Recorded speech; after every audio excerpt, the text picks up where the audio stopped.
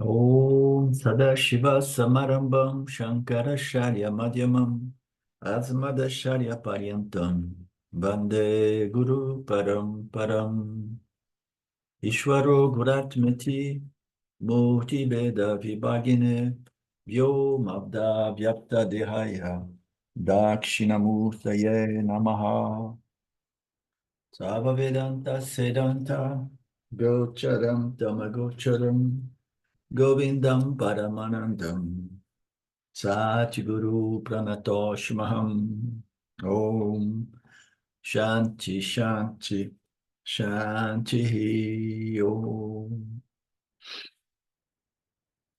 Okay, Namaste. We go to page 1200.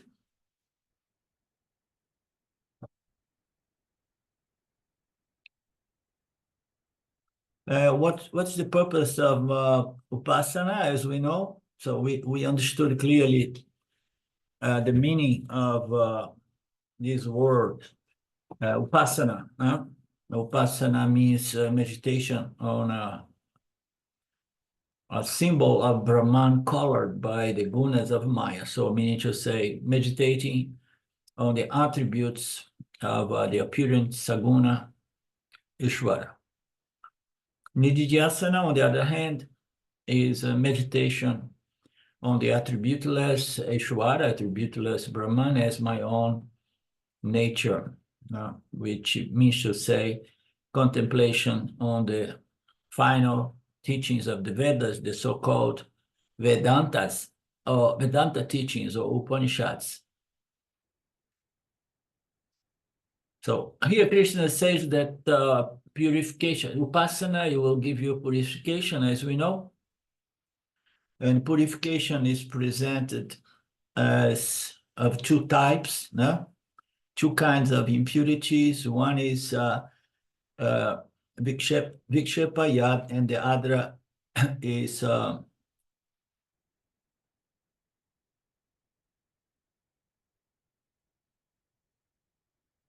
it's not a varana, so you remove the impurity of the mind. The impurity being twofold, Malan and Vikshepa. Malan, okay. Malan and Vikshepa. Malan means unhealthy patterns or ways of thinking or attitudes or vasanas. Meaning to say raga, dvesha, desires, and all the other psychological disturbances experienced by human mind. Everything which is preventing us from having a clear and focused mind is called malan. And Vikshepa goes for the tendency of extroversion of the mind, which is all the time jumping from one object and the other. Extrovertedness of the mind is the second impurity referred to as Vikshepa.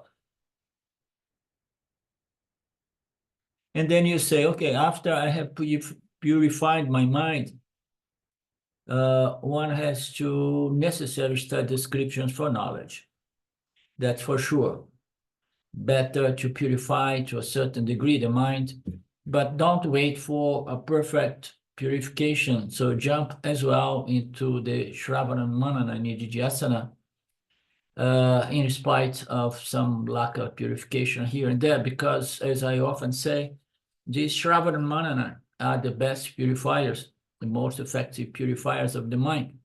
Not to say that we should jump or, the Karma Yoga observance of Dharma and Upasana. No, it does not mean that we should skip all of that. It means that once we have done some of that, and the most difficult part is the Karma Yoga, because in the West, most everybody has followed the trend of rejecting God, Saguna and Nirguna God. The influence of Buddhism in the Western world, and Buddhism has rejected God together with the Vedic scriptures. So the Karma Yoga attitude, which involves the relationship with God, which is the most natural purifier, is a little bit challenging. Therefore, people, they get into meditating on anything. the tip of the nose, the wall, or anything that is given as an object of concentration, meditation. But then we come to Vedanta. Vedanta says, no, no, no, no. If you want to really get self-knowledge under the light of these Vedantic teachings, your object of meditation must be God, must be Ishvara, either Saguna or Nirguna Ishvara. And then the Western people usually they walk away when that concept, that notion is presented. Oh God, this is old-fashioned things, Even Buddha has rejected God. So let's meditate on something, but not God. Now, that represents a big, huge obstacle. But the point here is Swamiji brings up inquiry. After one has studied scriptures for, suppose a person practices meditation, not before, but after the studies of the scriptures, meaning to say, I got in contact with a teaching guru, I got in contact with the scriptures, I received the knowledge, and now I want to practice Kama Yoga and Vipassana. So what's going to be, is that going to work, Meditation can either be, Swami says, reminds us, done Upasana or Nididhyasana. Nididhyasana is a little bit much of a stretch here. But Upasana can be done even after the scriptural knowledge, scripture study, okay? The purpose of Upasana is just to remove the impurities, as we have seen. Vipassana will never give self-knowledge. What's giving self-knowledge is what? Is Nididhyasana, which is the application or assimilation, internalization of the teachings revealing the true nature of Jivatma as Paramatma.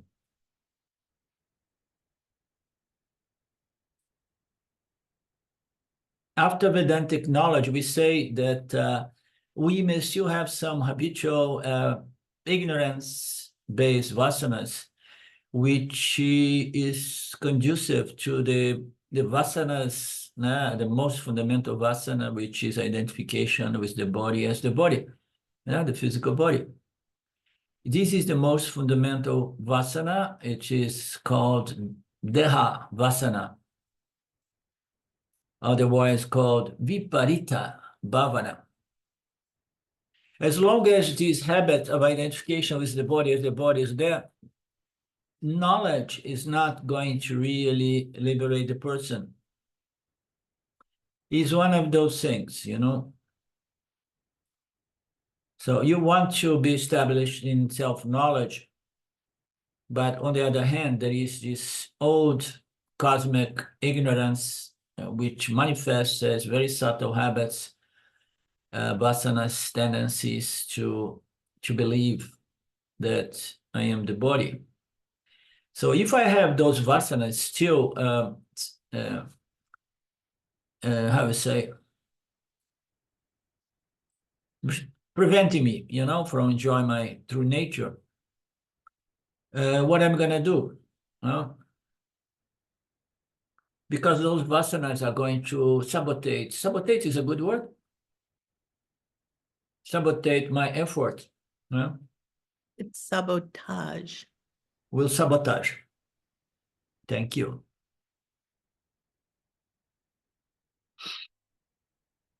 So old vasana, so we heard so much about that, which prevents us from fully enjoying our true nature, all those bits and pieces of ignorance. They are there, residual ignorance, as Ramana Maharaj used to say sometime. And we need to invite them to come to the surface, as we know.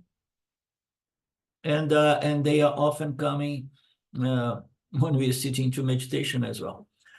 So hardwired tendency in regards to what I am, mistaken tendencies or notions, habits, addictions.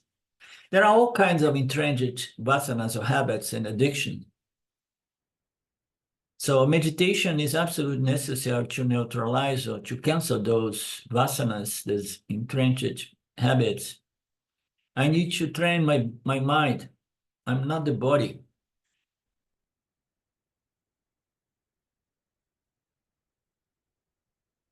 So how are we going to remove those vasanas? We need to just do some upasana. That's why I find the value of Shravana Manana in Nididhyasana of the Yana Yoga, because it's addressing the fundamental problem at its root by doing so, by analyzing one's experience of life and demonstrating by pure logic that our conclusion, aham body as me, is a mistaken one. So the more we see, the more we look into ignorance, the nature of ignorance, and the way this ignorance somehow trained our mind to betray our true nature, the more power we develop to neutralize those force of avidya. Thus, whether it's before study of the scripture or after study of the scriptures, upasana is going to help, but not for realization. So if you did a lot of Shravana, Mana, and Nididhyasana, you have got good self-knowledge. Upasana is not going to produce more self-knowledge, because self-knowledge is knowledge. Upasana is going to purify the mind so that self-knowledge can be retained. Verse 13, remaining firm, holding the trunk, head and neck erect, and instead, and not looking around, one should look at the tip of one's nose, as it were. So more instructions on Upasana. Further details, we have seen some in our previous class.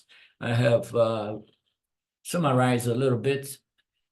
And posture is something important, but not to the expense of having pain and feeling the discomfort of pain.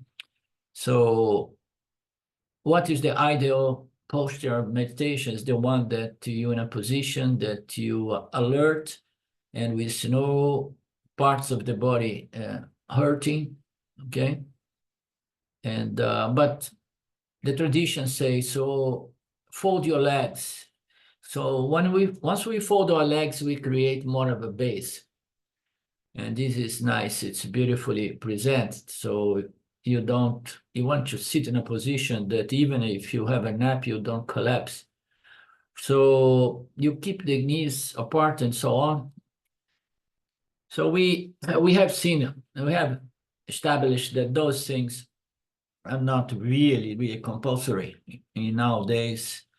And especially when we get to our 60s and 70s and beyond, we need to accept those joints problems and not try to be asana yogi, like we see some pictures sometimes, people at 90 years old stretching the legs against a post. Have you seen that? A post like that, older woman stretch her legs all the way up. So we don't need, those are just more distractions.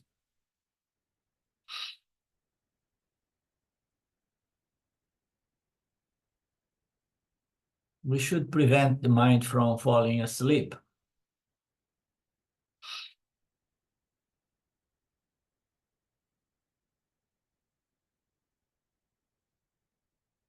Okay. All these details, they are not compulsory. A dull student or a dull upasaka can sit in the best possible position, the best possible environment, still he will not experience a meditation and purification. On the other hand, there are some qualified students that are going to sit in meditation whatsoever position and environment, and they are going to be greatly benefit because the mind is sharp, the mind is alert, the mind is qualified. So we need to see the conditions that conditions and suggestions, not commandments. It all depends on our degree and level of qualification. And again, so for us, Vedantin since so many years, Upasana is not absolutely necessary or prescribed, although it could be used if one has a vasana for Upasana, or if one believes that I need to develop more of one-pointedness mind, focus. So therefore, sit in any posture you feel comfortable.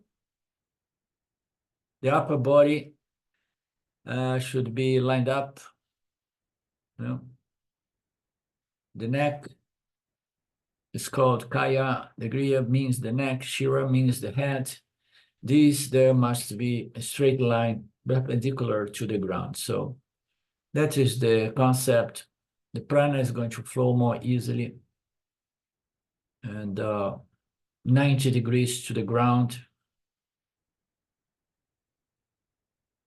This straightness of the spine is prescribed because only when the body is straight, the breathing will be smooth without obstruction.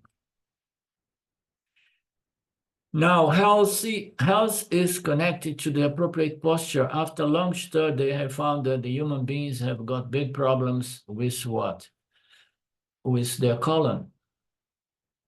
It's according to the law of evolution, we came from animals. Animals, they used to move around horizontally with 4 feet on the ground. The moment that we stood on 2 legs only, we had this problem of having a lot of weight, weight on our colon or spine. And then we have these backbone problems, and then we, thanks God, we got the chiropractors and so on.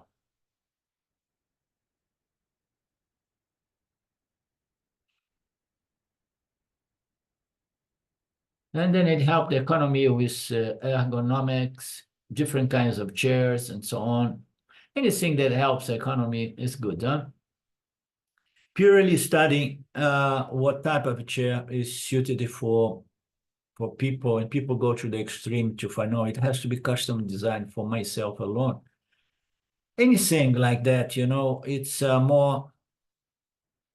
it's not really relevant, not compulsory, as we say. The most important thing is our stage of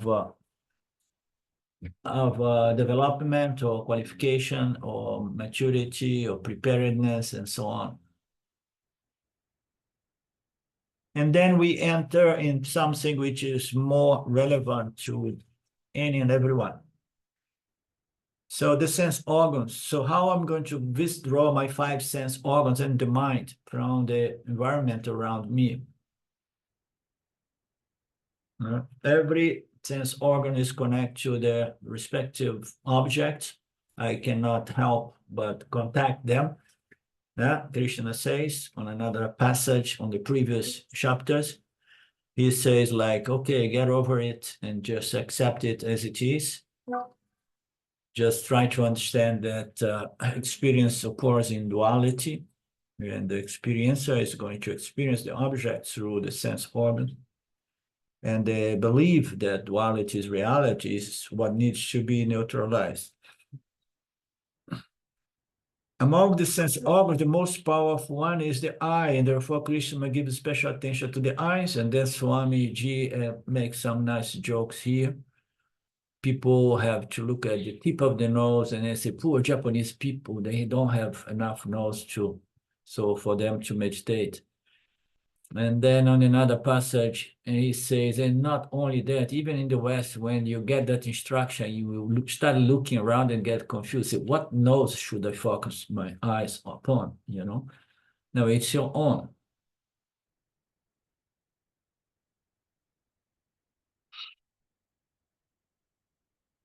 Krishna does not talk about breathing regulation in this context. And then the other one that he mentioned in the passage of the last verse is Where is it? He mentioned something about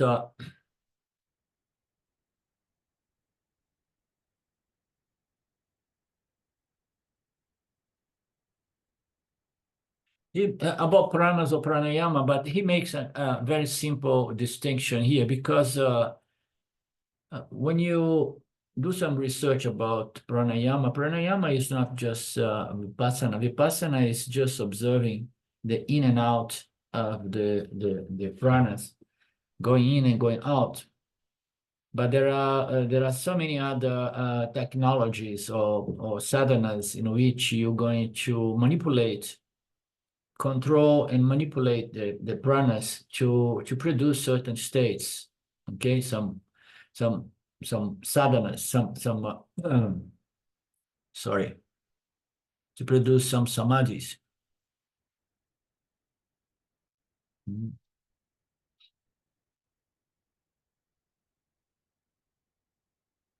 Krishna here does not talk about breathing regulation or manipulation. It's just observing the breath. In other passages or in other scriptures, they talk about manipulation or regulation of the breath. In fact, another confusion also here, if you remember the 5th chapter, you will get confusion. In the 5th chapter, it was said that if you want to keep your eyes open during meditation, look between the eyebrows. So again, the confusion he brings up here is, so shall I look at the tip of my nose or the eyebrows? It's just an indication that if you like to meditate with open eyes, don't let your eyes to distract you from your object of meditation. You meditate on a form of Ishvara, and then you like to do that with eyes open eyes. So just keep your eyes open, and if that represents a distraction, just bring it to the top of your nose or in between your eyebrows, as if you are not looking to anything. Another nice instruction here to prevent the eyes to distract eyes is to look into space. Looking into space is something that I learned to do in my days of Vipassana, inspired by Ramana Maharaj. Ramana Maharaj was said to meditate or to go into samadhi with open eyes, and the devotees around him would say, oh, there he is again, looking to space. And that has inspired me to keep my eyes open and looking at the space. So it is another good instruction. It's a little bit more subtle. Gently close your eyes and make sure that the eyes do not. Gently close your eyes a little bit, but not completely, because what's the problem? Close your eyes completely. A lot of people start going into sleep. So therefore, you want to open a little bit and not too much. And or if you want to look into space, you can even open your eyes completely, because you have learned that balance, that art. And then make sure that your pranas, your breathing, is smooth, slow, rhythmic, and even. So you cannot make it. It's just by observing the prana in and out with the spine somewhat aligned with your head and your bottom. So your butt. So, and then just by observing that the breathing slows down, becomes more even. And then your mind becomes very much focused, because there is a connection between our thinking process and the quality of our breath. When the breath slows down, the mind slows down as well. Therefore, prana vikshanam is a very good discipline It's not manipulation, regulation, it's observation of the pranas, of the breaths. When you observe the breaths, you're aware of the breathing process. The very awareness of the breathing process makes it smooth and even. So that's called vikshanam. Vikshanam. So thus Krishna has talked about all these different aspects in that verse 13, which concludes with the pranas. And then what left? The buddhi, the intellect is left. I think we're gonna see it in the next verse. We will talk about in the following verse about the buddhi. He talks about the sense organs, but he did not talk about the buddhi itself. Yeah, the intellect. So giving continuity to the text here, Krishna was dealing before with antaranga sadhana, which is immediate preparations to be taken before meditation, and that includes the position of the body and the eyes and the five senses, which is the most difficult in here. And then later on, the mind and the buddhi, which is a little bit more challenge as well, to be kept under control so that meditation can be successful. Krishna has to talk about mano, nigraha, and buddhi, niskaya. So he will deal with these two other elements in the following verse. We have seen up to the 13th verse, Krishna continues with the same talk in the 14th.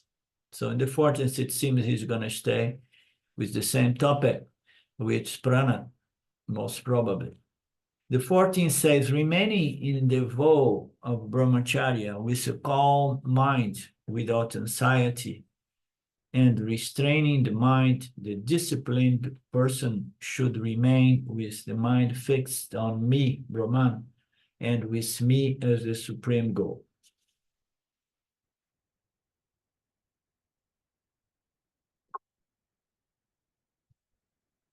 So now he introduced another element here, which is brahmacharya. With a calm mind, without anxiety. So everything was prepped and observed, including my qualifications and power to discipline the mind and to regulate the sense organs so that they don't run indiscriminately. So after I have done all of those preps, my mind is calm, free from anxiety, fears of what can come in the future or bad memories of what has just happened in the past. So staying in the present with a calm, focused mind, fixed on Brahman or Ishwara, Saguna Ishwara, as the supreme goal. The disciplined one is going to succeed. The mind is restrained. Now he's talking about the mind. We know that the five sense organs, the five channels, they contact the objects, but the mind is the most important element in that factor, because the mind is going to integrate the five sense and objects that we receive, and will also interpret it, okay? Or experience is not really there until the mind, how to say, acknowledge those sense perceptions taking place. The mind has to acknowledge so that experience takes place. So the disciplined person, now with a mind which was restrained, managed to fix the mind on its object of meditation, Saguna, Brahman, as the supreme goal.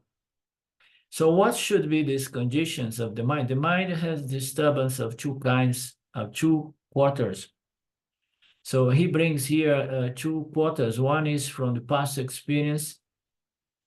There are many conflicting memories there, such as regrets or old patterns of being irritable, bitter, anger, and so on.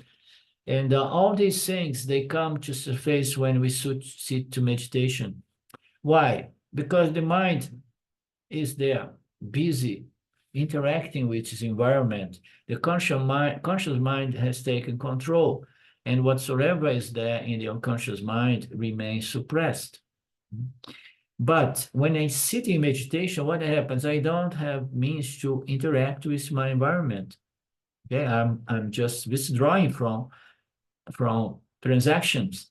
No, so I'm just here to bring my mind to this vipassana, bring the mind to Saguna Brahman. So in that condition, free from interaction with other objects, the mind is going to give room for vasanas to produce objects which were buried or suppressed in the unconscious mind.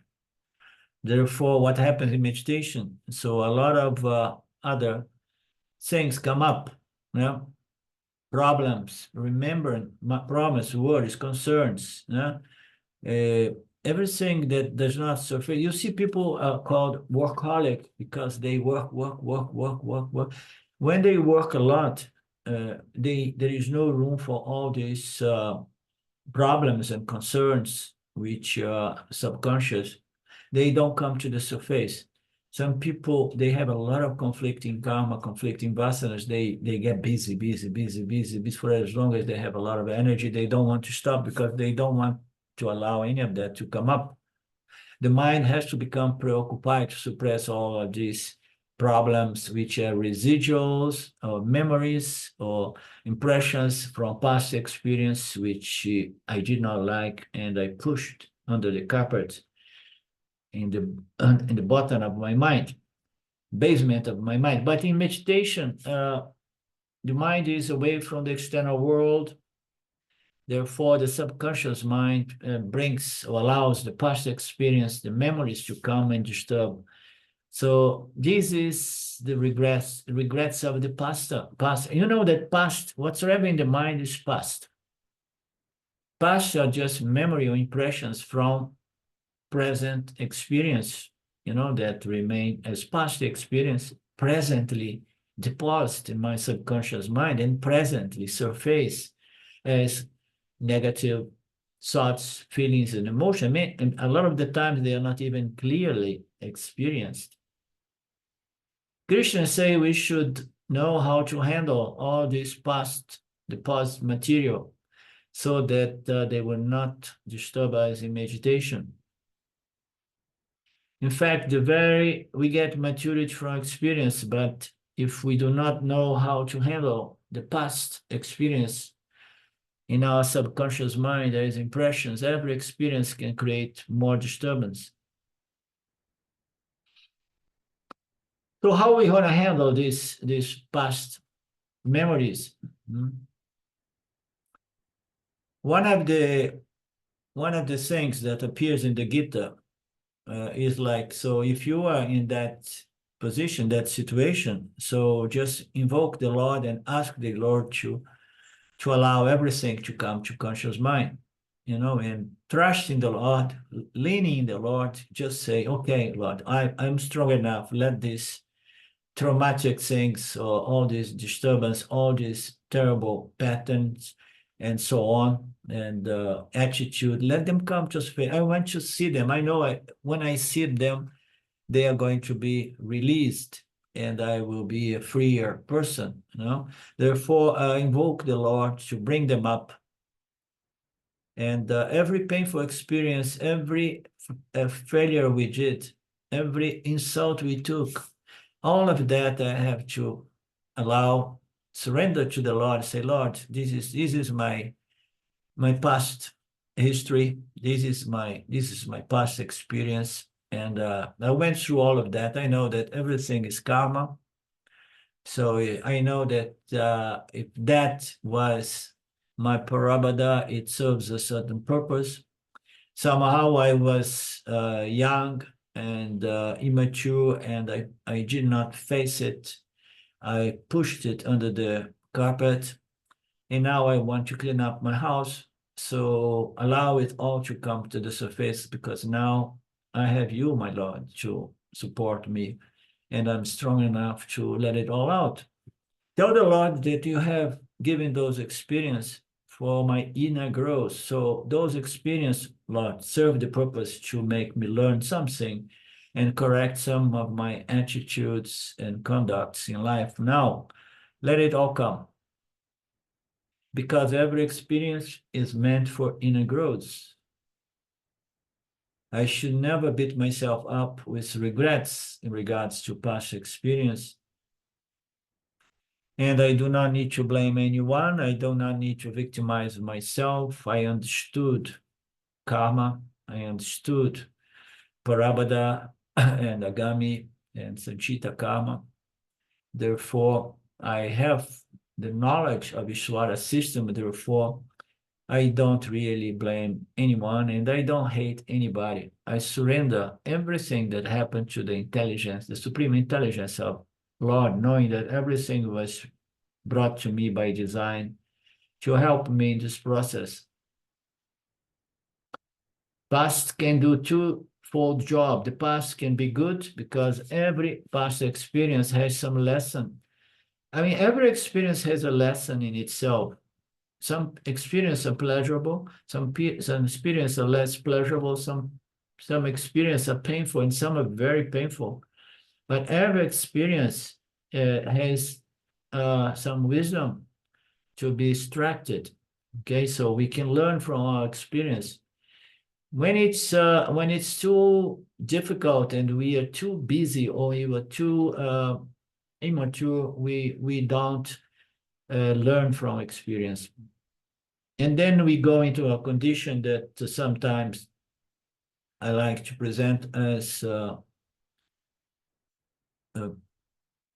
karma indigestion. So if we don't process karma as it hits us, and we keep pushing it to the basement of the mind as experience of pain and conflict, and then we are not really processing and learning from those moment-to-moment experience. And then, like we do with processing food, we may suffer food indigestion, we may suffer karmic indigestion as well. And then we need to really be strong enough in our relationship with God and invoke God to let it all out.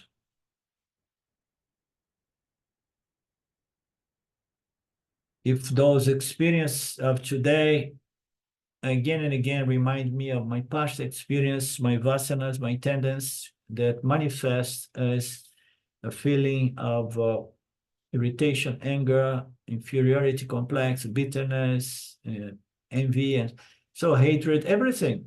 Every time we suffer from samsara, the illness of samsara, which is a complexity of painful human, psychological human experience, we need to remember that that is something that was stored in our subconscious mind over many years of lives, because somehow I did not know how to process those difficult experiences. So someone who has been bullied like me, bullying? Yeah. So someone who went through several bullying when he was a child and so on. And so I know how hard and tough and difficult, painful it all is, and how much it's going to influence the way we contact the world as a teenager and young person and adults and old men. So all because I was too small, too childlike to process such a terrible and traumatic experience, and then one develops all kinds of negative feelings, emotions, and attitudes in regards to life itself. These are so-called negative emotions, and the past becomes a heavy, dead weight on one's mind. I will not be able to go forward. Each experience will pull me back. So, Swamiji, we are not to forget that. Forget that And we tell also, I can never forgive this and that person because they have done so much harm to me. I'm ready to forgive everyone, but not this or that person.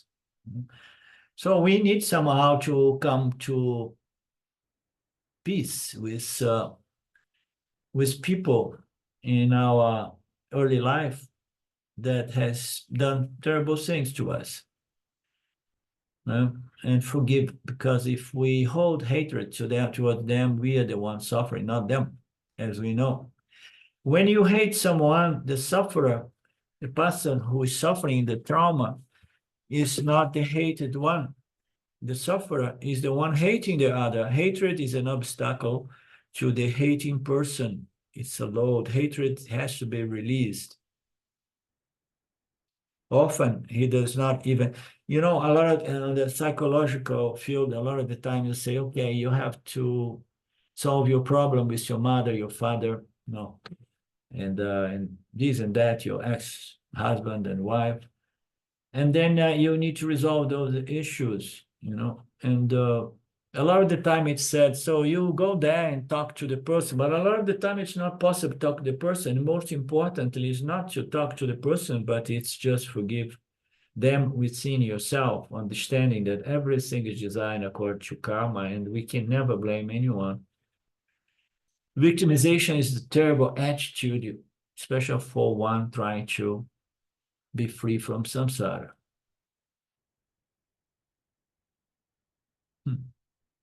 I remember very well how long it took for me to totally forgive and love my mother. It happened after she died, but finally, after so much effort, I got there.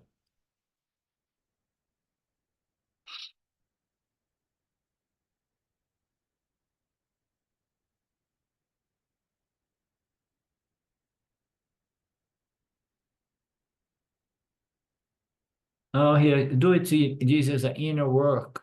Bring all these people who have hurt you so badly, have harmed you so bad, bring them all in your mind and tell each one of them that I forgive you. Whatever experience I had, it is the will of God. Beautiful, huh? You were just an instrument of God to bring me some difficult situations so that I could exhaust some papa and learn some lessons in the process. Every pain is only for polishing the mind, the body mind. Thus, I am ready to give up the past burden and the past hatred, and I want to free my mind and enjoy a mind which is relieved from all those loads. Therefore, give up regrets over the past. The past is over. No? Nice. Good passage. Good psychology there. Now, the next disturbance is not about the past. My worry is no longer about the past, but I'm always concerned about what the future will bring. Again, remember, past and future is not going to help you. Again, surrender the future to the Lord. Tell the Lord, whatsoever I'm going to face in the future is the result of my own karma. On a personal level and a collective level, in a cosmic level, howsoever, universal level. I cannot blame anyone. Okay? So I understood the Ishvara system. I know that I don't control the future, but I'm integral part of the equation which brings about my parabada from moment to moment. I cannot but take responsibility and ask the Lord for the strength to handle whatsoever adversities. I will not resist them. I will take them as prasada. Whatever experience in the future will be. And for most people, especially in India, my future depends on the future of my children, my family members, and then, you are father or mother, and then you get the news, or your son, your daughter died in a car accident. So this is your parabada as well, the parabada of your children. So know that any and all experience is intelligently designed for all living human jivas. Give me the strength, O Lord. Don't ask the Lord to give me only punya, prevent me from adversity. No, give me the strength to face punya and papa with equanimity. So only then I can learn from experience. It requires a particular mind to learn from adversity. So it's a karma yogi mind. You need to understand karma yoga and your relationship with the Ishwara, which is the karma palam. Give me a sattvic mind. Give me a strong, balanced mind so that I will take the teaching and drop the experience. This is so beautiful. The experience should serve only so that we extract the teachings, the wisdom, and then we drop the experience. Otherwise, we're going to carry the experience in our memory base, and it's going to become a huge load. You have to forget everything. Very interesting. The mind of the young is a little bit like the child. It keeps forgetting everything.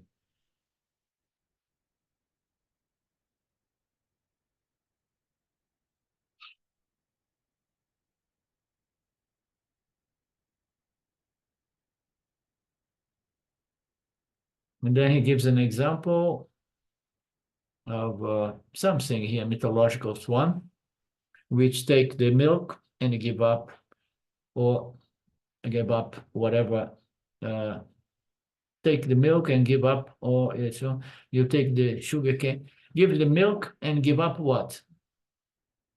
I mean, I remember an analogy or a story that takes the milk and but not the water, because the milk was mixed up with the water. But, so we have this in relation to nutrition. So we take the nutritional food and we give up what is just, dead matter with no longer nutrition to it.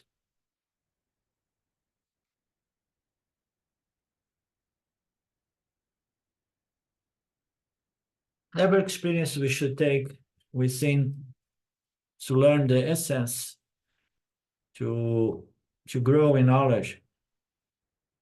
And then we forgot the experience. Oh, it was a wonderful experience. So what? Oh, it was a terrible experience. So what? If I get such a mind with such an attitude, I will always be relaxed in regards to the future. Nowadays, people are so concerned about the future. Future is not looking very good. We may move into a nuclear war or whatever. And people, they are completely overtaken with concerns and fears.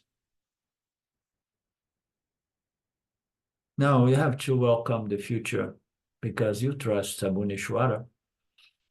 He designs this apparent order reality so that we all can process our punya papa and hopefully get out of this processing plant, which means get out of samsara, never to have to come back again. With such a mind, you will never have any concern regarding the future. It's a relaxed mind, as it said. Therefore, Krishna says in meditation, do not bring the future, do not remember the past. Leave all of that outside. Yet you have to bring your mind, but don't bring those impurities, which are concerns about the future and remembrance and regrets about the past. You need a good mind to go into meditation. A mind that is not disturbed by the past, neither by the future. The present is fully available for such a mind. The mind will utilize the meditation for processing, purification, and wisdom. So the meditation is going to allow you to be in the so-called present, which is usually never experienced because the mind is always moving between anticipation or remembrance of the past, recollection of the past. So if I handle this tendency to dig into the past and the tendency to anticipate the future, my mind is going to be much more available for my upasana on Ishvara or Saguna Ishvara. Therefore, Krishna brings the term brahmacharya vrate. Brahmacharyatam is defined in several ways, depending on the context. And one of the definitions that's given that we can see for brahmachari is a student of the scriptures. Brahmachari is a student of the scriptures. So generally speaking, brahmachari is the period in which one studies to prepare for the adult life. Brahmachari here means student of the scriptures, because the word Brahma means the scripture. The Vedas and the Kari means leading the wife a way of life for studying the scriptures and for studying the scriptures well and to observe the teachings. The scriptures prescribe several disciplines, and all of those disciplines together are called brahmacharya. The discipline should be followed by any student of scripture for getting maximum benefit out of one's upasana and one's study. And among many disciplines, there is that they follow these. In brahmacharya ashrama, when he's a student, he does not have any relationship except three. Usually the ultimate brahmacharya, the brahmacharya who is so mature that even early age, he wants to study the scriptures.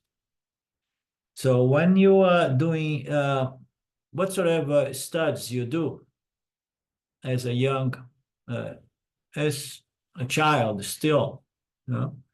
So everybody say, oh, childhood is the best possible stage of life because you don't have any responsibilities. You don't need to do anything except to study. Going to the school and study. The teacher is your relationship, the books, family. So here we talk about a special ashrama, brahmacharya ashrama, when the student is just totally interested in the Vedic studies, studying in a gurukula. It's a brahmachari gurukula. And he has only three relationships. The relationship is with God, which is the object of knowledge. I want to know what God is. And relationship with the Guru and, of course, with the scriptures. Such a brahmacharya does not have any other relationship. He relates to the teacher as a student, and of course, he studies the scriptures. And during that, he invokes the grace of Lord. Beautiful. He knows that he's studying the scriptures that were revealed by the Lord for all human jivas. And he wants to invoke the grace of Lord. Such a brahmachari needs to ask the grace of the Lord. So only these three basic relationships are allowed. This is generally indicated by the tuft, like the aerial. It has got connection to the tree, and that's why at the time of sannyas ashrama they remove the tuft, breaking even these three relationships. Now, and this passage here is generally indicated by the tuft. like the aerial. So you know what this refers to? This is referring to a tuft of hair a brahmachari has on the back of his head. And the aerial is referring to an antennae. Okay, there is the tuft there, which is like an aerial. And it symbolizes the connection to these three: God, Guru, and Scripture. And then once you leave the brahmacharya and become a sannyas in the sannyas ashrama, even that has to be removed. That's very interesting. Huh? You are removing even those three relationships because you are now a sannyas. Your goal is Nirguna Brahman as Nirguna Brahman, the knowledge. When such a student becomes a sannyasa, he discovers Advaita. In Advaita, there is no room for any relationship, neither with God, the scriptures, or the Guru. Relations require two or more. When Advaita is not there, even that is no longer stimulated or encouraged. Yeah? That is the ultimate stage. But during the study, he keeps these three basic relationships with why it's in Brahmacharya Ashrama also, there is scripture studies, no worldly relationship. In Sannyasa Ashrama also, scripture is called no world relationship. So what's the difference between those two Brahmacharya? During the study, he keeps these three basic relationships: the scripture, the Guru, and the Lord. And in Brahmacharya Ashrama also, this scripture study is there. And no world relationship. In Sannyasa Ashrama also, scripture study is there. No world relationship. The difference is in Sannyasa Ashrama, the study is the study in reference to the nature of Nirguna Brahman and no longer Saguna Brahman.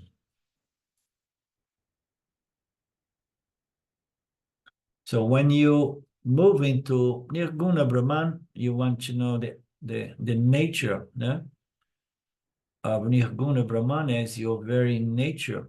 And then there is no question of relationship between you and Brahman. You inquire into your very nature, which is identical to Paramatma nature, which is the Atma.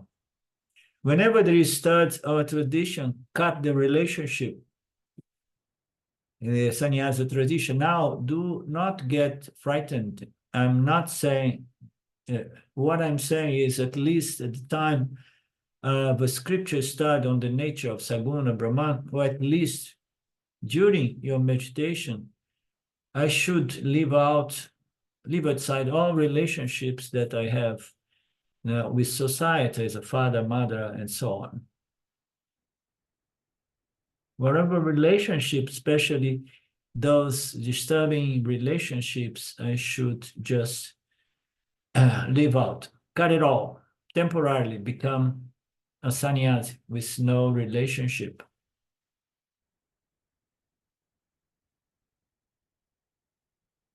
In Kaivalya Upanishad, this advice is given. Do not be a grihastha at the time of upasana, because even though the word grihastha means the one who remains in the house, generally it is the other way round. Are you understanding? Grihastha literally means the one who remains in the house, but the fact is the one in whom the house remains. It is not that we are sitting on the house or in the house, but the house is sitting within me. That's why people say, Swamiji, there is a problem when we lock also.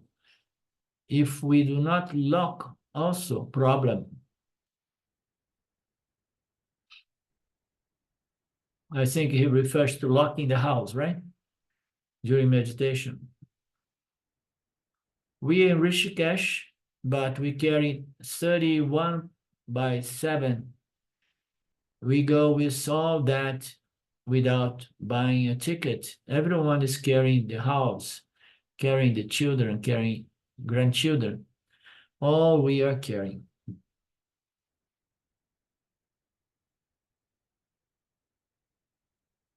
He says, even when we leave behind everything, we bring the world and our relations. We see ourselves, we see our mind. And so in this Upanishad, there is one of those radical statements. I am a grihasta. Okay. A grihasta is one who is a householder and lives in the house. But don't take it literally, because a grihasta must gain self-knowledge by understanding that he is not within the house, but the house is within, himself as Brahman, as consciousness.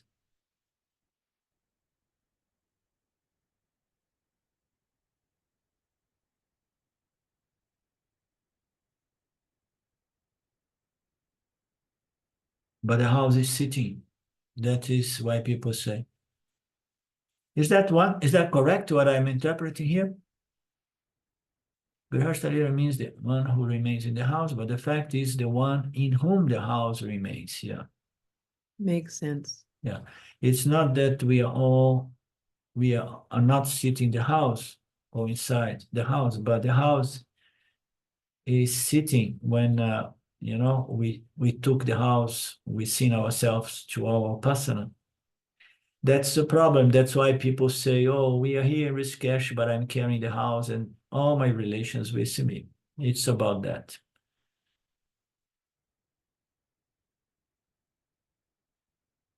Okie dokie.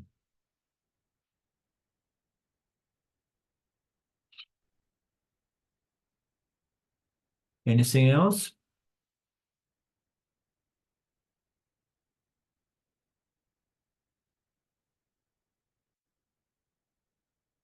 Om Purnamada Purnamidam Purnamudachyate Purnasya Purnamadaya Purnamevavashishate.